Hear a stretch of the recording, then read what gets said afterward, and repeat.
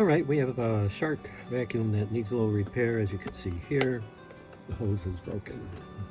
Happens quite a bit on these Shark vacuums, and there's a lot of different sizes of hoses and different ways to take them apart. This is the first time I worked on this particular model. It's a dual clean, but it's also a model HV382. HV382. First time I worked on it, so let's see if I could get this done. Start with brush roll access.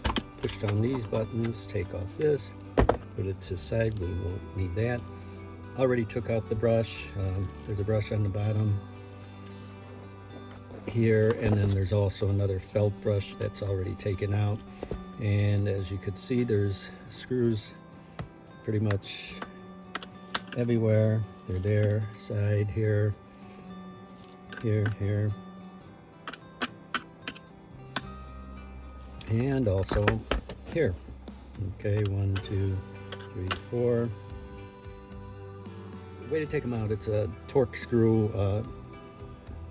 It's called a security torque screw. I don't know if you could see it there or not, but there's a hole in the center of the torque bit. It's called security, so you just can't use any torque bit. So I got a link in the description below where you could locate these, and you need this exact size. So we'll start with this.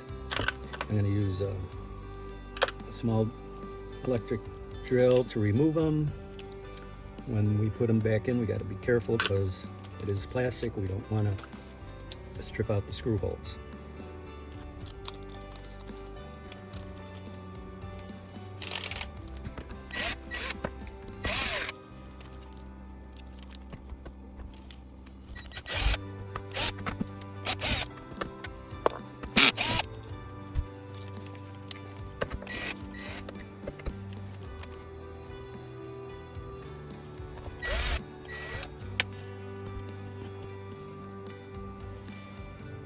Okay, I was mistaken. It's not a T10, it's a T15 security drill bit.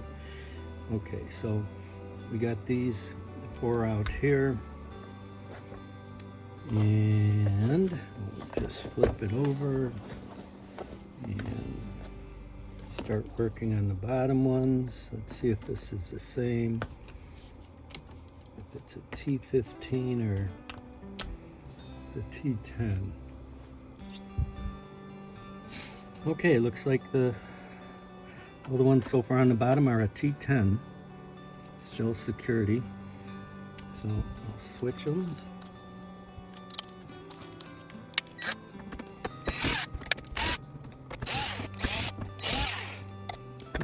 Six, 7, 8, 9. Okay, this one's a little bit shorter. So these on the front here, they're still a T10, but they're shorter. So we'll keep them separate.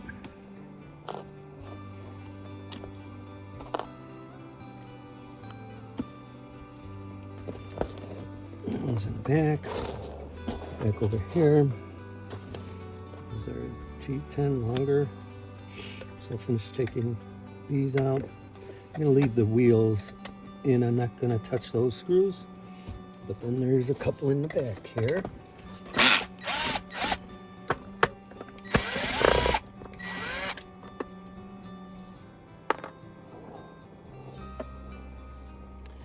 So I think they're all pretty much loose.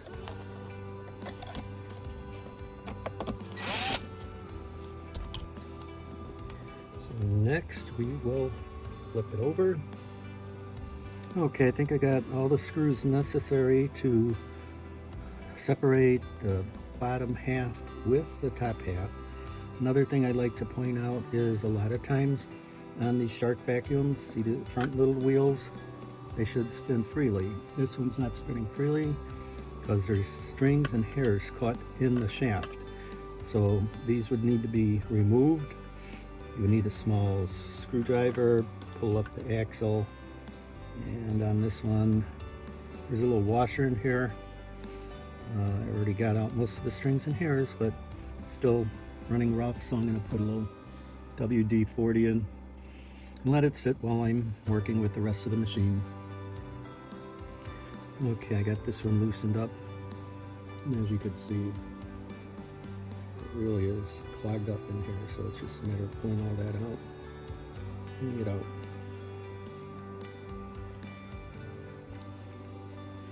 Straighten out the axle, then I'll put it back in with a little lubricant on there so it'll spin better.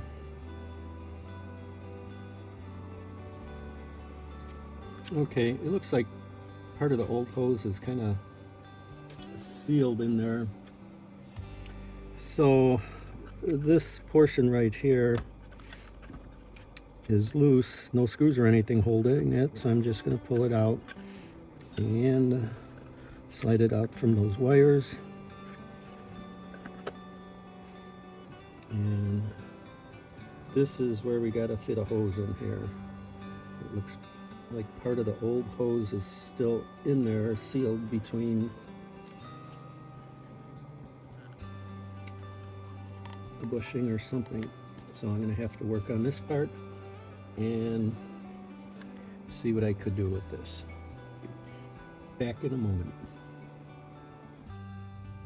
Okay, I just need 15 seconds to ask, please like and subscribe. This is a small business, and liking and subscribing does help us create more videos. If there's a video you need, please comment and we will do our best to get it up and running as soon as possible.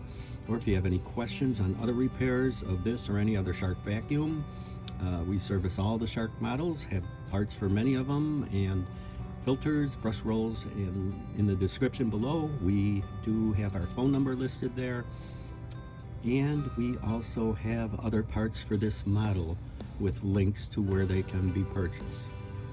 Please ask us any question about any vacuum and we'll do our best to help you.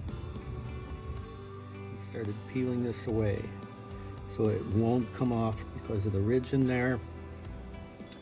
So this is a only way of doing it to accomplish that, and then that is basically scrap. Now we got this clean end here. Okay, getting back to this part of the hose I was mentioning before, it'll just pull out, so this is what I'm going to do to get that out of there. It's wire reinforced, so it just keeps coming with the wire. Once you get to the end,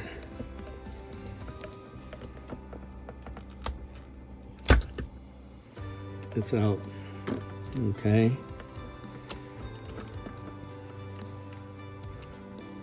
Hard to see actually, but it is out. Okay, we got that far. I got this hose out of there. This portion, like I said, this is no good. We'll put another hose on the end of here and connect the hose in here. So once it's out and you get this hose, it's about 1 1/8 inch. I didn't measure the old hose. It was a little bit different. Where is it?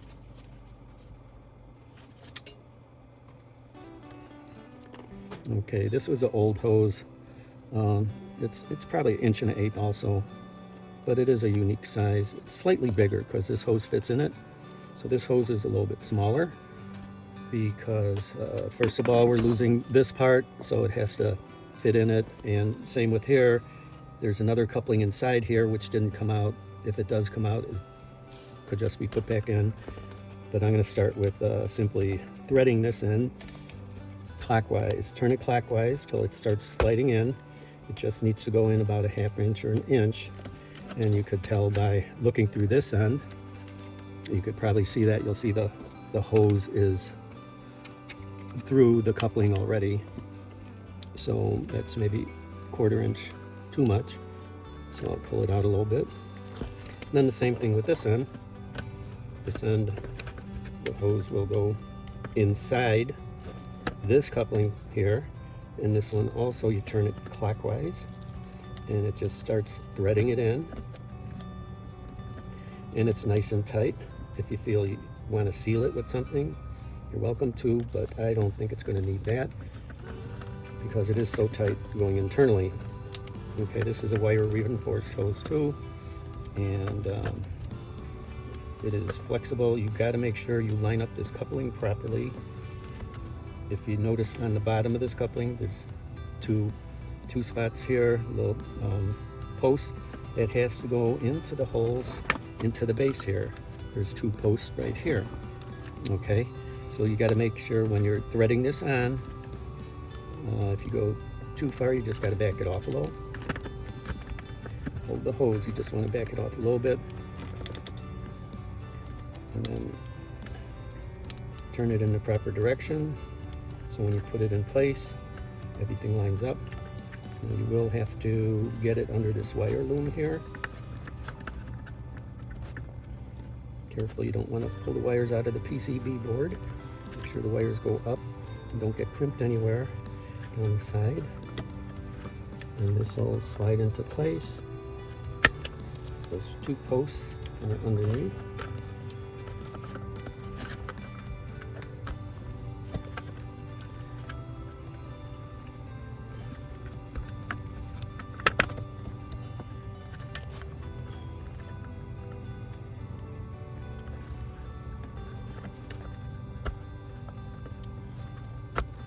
Make sure the wire isn't crimped underneath the coupling. Okay, now it's going over, the wires are nice and loose. That's in there tight. It's swivels sitting in the spot it's supposed to. You could see it's flexing like it should. Goes all the way up. Check the inside again to make sure you could see that and it's not loose. And that's the hardest part right there. Now it's just a matter of putting it together as you took it apart. We'll start that next.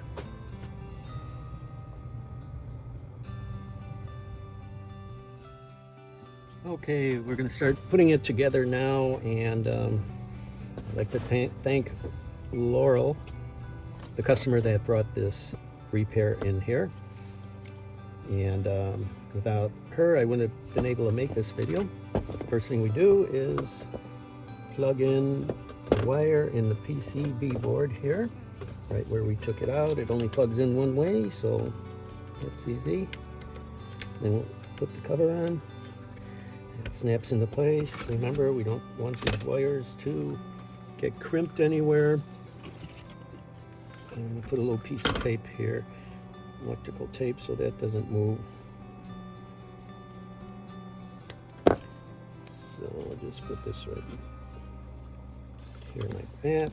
That's a temporary hold. If it comes off, won't hurt anything in there.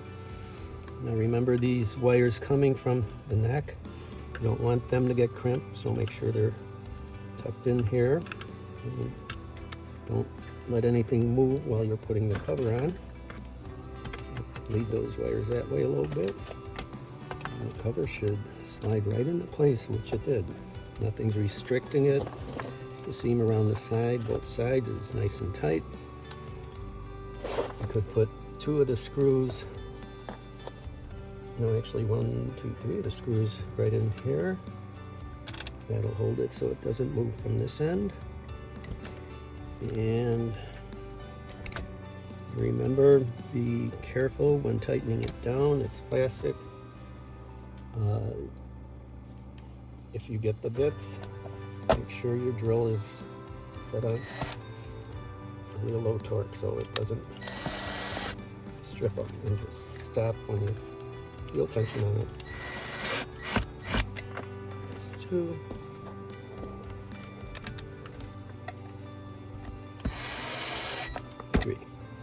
Okay, should turn over with no problem now.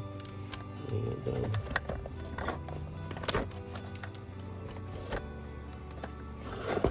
once you put the screws in the back here, these will tighten up. Then the neck locks in place. So we'll start with those. And I remember these 1, 2, 3, 4 were up front here. 5. So we start with these here. 1, 2.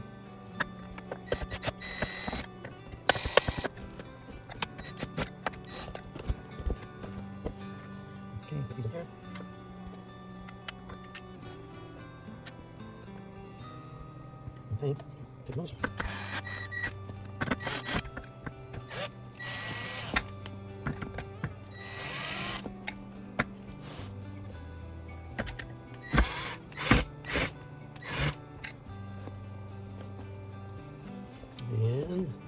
wheels. The wheels were sitting with WD-40, now they're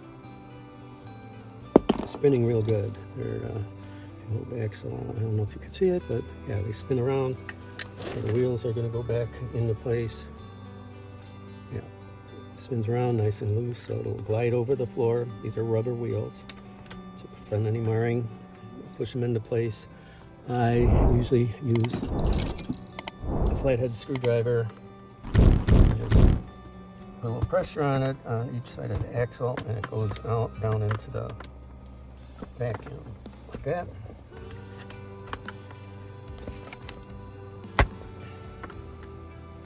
And snap into place. You could hear it. Still spinning great.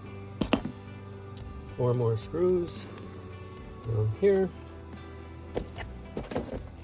And then the cover here. Oh, don't forget to put your brush in. Obviously, this one I don't have in right now. It's the way it came. And then the other brush goes in here. Make sure that's clean. Clean out the bearings. A lot of times strings and hairs get caught around the ends here. So make sure those are both cleaned out. And then you'll have a machine that is once again working. Okay, the link for that hose, if you can't find it anywhere, is in the description.